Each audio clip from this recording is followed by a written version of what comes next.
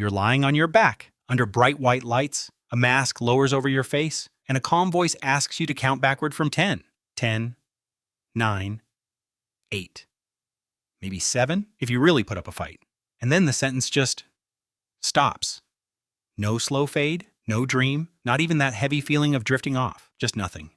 One blink, you're squinting up at the lights mid-count. Next blink, and it honestly feels like the very next blink. A nurse is nudging your shoulder going, all done, and somehow 4 hours are gone. In that time, your body got opened up, moved around, maybe had a piece quietly taken out and dropped in a little dish, and you were there for exactly none of it. Not the scary parts, not the boring parts. So where did you go?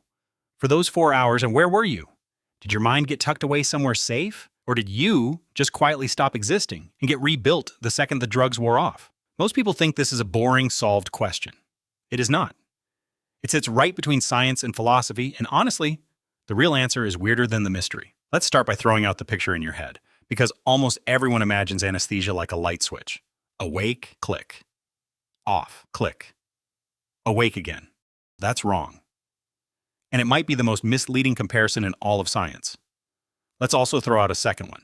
The idea that being put under is just a really deep sleep. This one fools everybody, and it's kind of the doctor's fault. Right before they knock you out, they smile and say, "Okay, we're going to send you off to sleep now," which is sweet. It's also a lie. It's just a much nicer thing to say than, "I am about to switch off your entire consciousness." And philosophically speaking, I'm not 100% sure where you're about to go. You can see why they don't lead with that one. Because sleep and anesthesia look almost nothing alike inside your head. When you sleep, your brain is busy, like really busy. It moves through stages all night, light sleep, deep sleep, dreaming, each with its own rhythm. It sorts your memories. It runs dreams. And it keeps one ear open the whole time. A loud bang, a crying baby, someone saying your name, and boom, you're awake in a second. Sleep is a security guard doing his rounds, flashlight on, half listening. Now here's your brain under anesthesia. That busy, cycling, listening pattern, it just stops. The brain doesn't move through stages. It drops into one flat, quiet, frozen setting and stays parked there until the drugs wear off. Go a little deeper and the brain's activity nearly flatlines. Long, quiet stretches with just tiny blips. No natural sleep on Earth looks like that. This isn't a guard doing his rounds. This is someone opening the fuse box and turning very specific dials all the way down. So if it's not sleep, what is it? Here's where it gets genuinely amazing in a slightly unsettling way. Anesthesia doesn't shut your brain off like unplugging a lamp. Different drugs press different buttons. Most of them lean on your brain's built-in calm-down system, while a weird one called ketamine, we'll get to it, hits a completely different switch. But the thing they all pull off isn't silence. It's disconnection. When scientists watch the brain during surgery, they keep seeing the same thing. The lights don't all go out. Instead, the different parts of your brain stop talking to each other. Normally, your brain is a giant group chat. Every region messaging every other region constantly, all at once. Anesthesia doesn't delete the group. It just quietly kicks everyone out of the chat. Now, every region is alone in its own little room, still doing its own thing, but with no idea the other rooms even exist. And that connects to one of the biggest ideas in brain science, called integrated information theory. Don't worry about the name. The idea is simple and kind of beautiful. Being awake and aware doesn't live in one special spot in your head. There's no tiny you hiding in a single brain cell. You are what happens when all the parts work together as a team, blending millions of little signals into one smooth experience. The teamwork is the you. And anesthesia goes straight for the teamwork. Your brain regions might still be doing stuff, buzzing, firing, processing, but they've been cut off from each other. So it's not like turning off a house's power, it's like leaving the power on, but cutting every wire that connects the rooms. The kitchen has electricity, the bedroom has electricity, but the house can't work as a house anymore because no room can reach any other. And no, this isn't just a nice theory someone made up. They actually tested it, and the experiment is one of my favorite things in all of science. Nickname, Zap and Zip. Here's the whole thing. They give your brain a little magnetic tap, basically a knock, and then they listen to the echo. When you're awake, that echo is huge and complicated. The knock bounces everywhere, spreads across the brain, comes back all changed, like shouting in a giant canyon with perfect acoustics. Then they measure how complicated that echo is. Awake brain, big, rich echo. Dreaming brain, still a big echo, but knock on a brain under anesthesia, and the echo is tiny, flat, and dead. The shout goes nowhere. Somebody filled in the canyon. Same brain, same knock. But the teamwork is gone, and now you can literally see it as a number. Okay? Deep breath. Because here's the part that even the doctors find a little too creepy to bring up at dinner. It's called anesthesia awareness. Every now and then, even when everything is done correctly, a patient's brain stays a little bit switched on during surgery. How often? Depends who you ask, which is its own kind of scary. Older studies said maybe 1 or 2 times in every 1,000 operations. A huge, careful study in the UK found it way rarer, more like 1 in 15 or 20,000. But here's the thing about rare when the world does hundreds of millions of surgeries a year. Rare is not zero. Rare is still a whole lot of very awake people.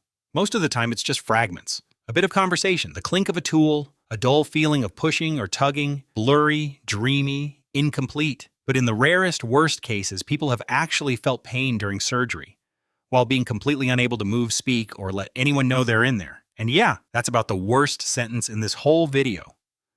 It's basically a real-life nightmare, and it is exactly why anesthesiologists are so intense about their drugs and their monitors. They are chasing that risk down towards zero with everything they've got. But underneath the horror, this reveals a genuinely fascinating secret about how going under works. It turns out being knocked out and being unable to move are two totally different things. They usually happen together, so we assume they're the same. They're not. A lot of anesthesia is actually a combo. One drug to switch off your awareness, one to kill pain, and often a third one, a muscle freezer, whose only job is to keep your body still so the surgeon isn't chasing a moving target. 3 separate switches, all flipped at once. And if the timing on just one of them slips, you get that nightmare gap. The freezer working perfectly, holding you totally still, while the switch off your mind part hasn't fully kicked in. Your body's a locked door, but someone's still home. So going under was never one switch. It's a juggling act. Modern anesthesia is one person keeping several very different balls in the air at once inside your skull for hours while calmly chatting about their weekend. And if you think there's no way to actually catch that gap, oh, there's an experiment, and it's sneaky. It's called the isolated forearm trick. Right before they give the muscle freezer, they pump up a blood pressure cuff on your arm, super tight. That blocks the freezing drug from reaching your hand, so your whole body goes limp, except that one hand. Then, in the middle of surgery, they ask you to squeeze their fingers if you can hear them. And in some studies, a shockingly high number of patients squeeze. One big study found that roughly 1 in 20 people squeezed on command right after the breathing tube went in, following instructions while by every normal measure being completely under. And here's the kicker. Almost none of them remembered a thing afterward. Which brings us to anesthesia's next magic trick. It messes with memory. A lot of these drugs don't just switch off your awareness. They also stop your brain from saving new memories by shutting down the part that acts as your brain's save button. And this is on purpose. It's a designed feature. It's why those hand squeezers walk out with a blank tape. Even if a flicker of awareness sneaks through, the memory of it usually never gets written down, which is both a huge mercy and one of the strangest ideas you'll ever chew on. It's completely possible to experience something and by design never know you experienced it. It happened. The memory was just never allowed to save. So, did it happen to you? This is also why anesthesia does something sleep can't. It deletes time. Ask someone about a dreamless night and they'll still tell you, fuzzily, that time passed. Some faint sense that hours went by. Ask someone who's been under proper anesthesia and you get nothing. Not, it felt fast. Just no time at all. A 4-hour surgery and a 40-minute one feel exactly the same from the inside because there is no inside keeping track. The little clock in your head got switched off, so there's no receipt. You didn't lose track of time. Time lost track of you.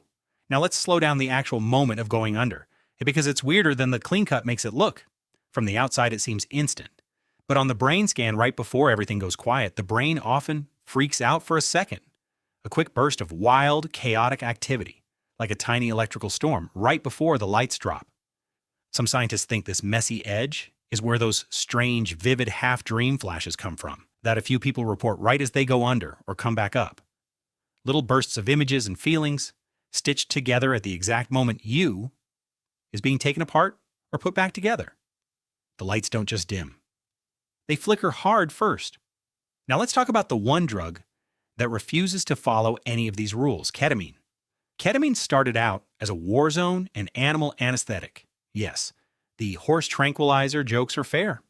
But ketamine would like you to know it also has a second career, in tiny doses, as one of the most exciting new depression treatments in years.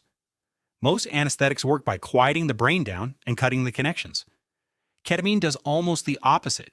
Instead of turning everything down, it scrambles the signal. It jams the messages going between the brain's front desk and its thinking part, and the result isn't a clean blank. It's something people call dissociation. They describe floating, leaving their body, watching from the outside, drifting through vivid, dreamlike worlds, feeling separated from their pain instead of free of it.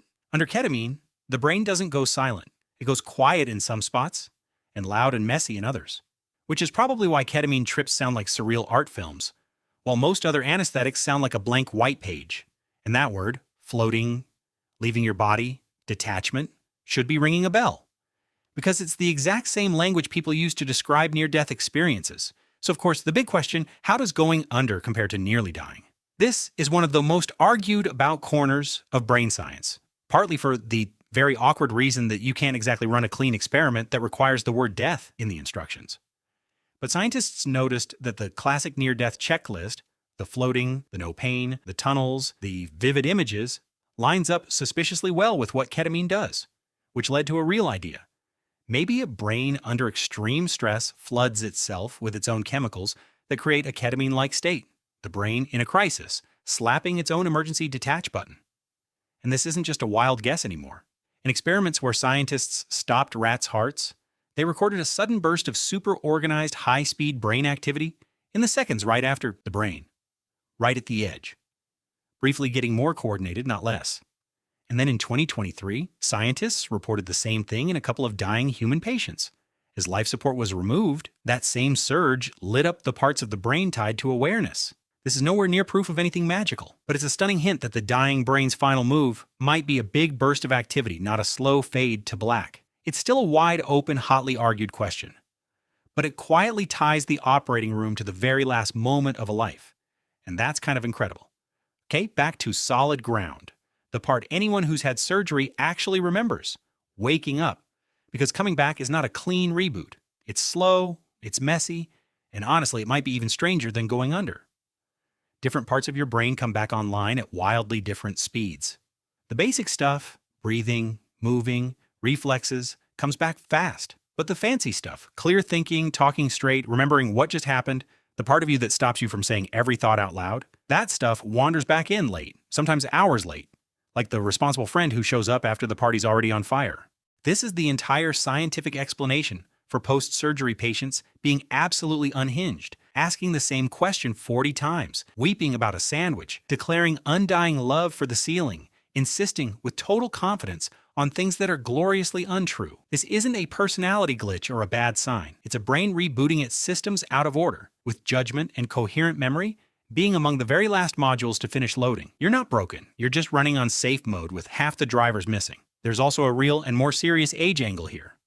Anesthesia doesn't treat every brain the same. Older patients face a higher risk of something called postoperative cognitive dysfunction, a stretch of confusion, memory trouble, and mental fog that can linger for days or even weeks after the operation.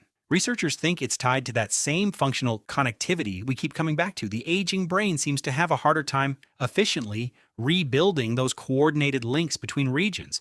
So the whole come back online process runs slower and bumpier. It's the same reboot on older hardware, and the loading bar just takes longer. Now let's talk about the little structure that keeps showing up as the villain, or maybe the hero, of this whole story. Thalamus. The thalamus sits deep in the middle of your brain, and it works like a central switchboard. Almost every piece of sensory information from your body has to pass through it to get routed up to the cortex, where it becomes something you actually perceive. A huge number of general anesthetics seem to specifically suppress the thalamus, and that changes the metaphor one more time. It's not that they shut off the house's power, it's that they disconnect the house from the grid at the street. The wiring inside might still be perfectly capable of carrying a charge, your cortex might still be technically able to do things, but nothing's getting through from the outside anymore. Your cortex is still standing there, ready to think. It just stopped receiving the raw material it normally builds an experience out of. The party planner is on the clock. The guest just never got the address. Here's another thing almost nobody realizes. How much anesthesia you personally need is weirdly individual, and this is exactly why anesthesiologists don't just glance at your weight and eyeball a dose. Genetics, metabolism, tolerance from certain medications or substances, all of it shifts how much drug it takes to get you to the same depth as the person in the next bed. And the best example of this is my favorite fact in the entire field: redheads. There's solid research showing that people with natural red hair, because of a mutation in a gene called MC1R, often need meaningfully more anesthetic, around 20% more of some gases, to go fully under. So if you're a redhead, know that somewhere out there, an anesthesiologist has quietly learned to respect and slightly fear you.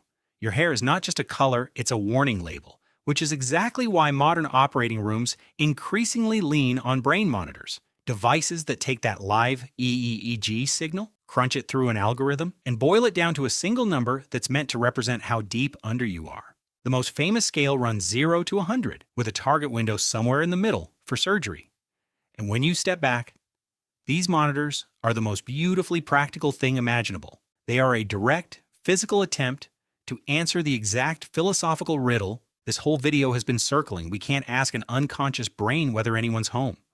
So instead, we built a machine to read the electrical signature of consciousness itself, and to sound the alarm the instant that signature starts creeping toward, wait, is someone waking up in there?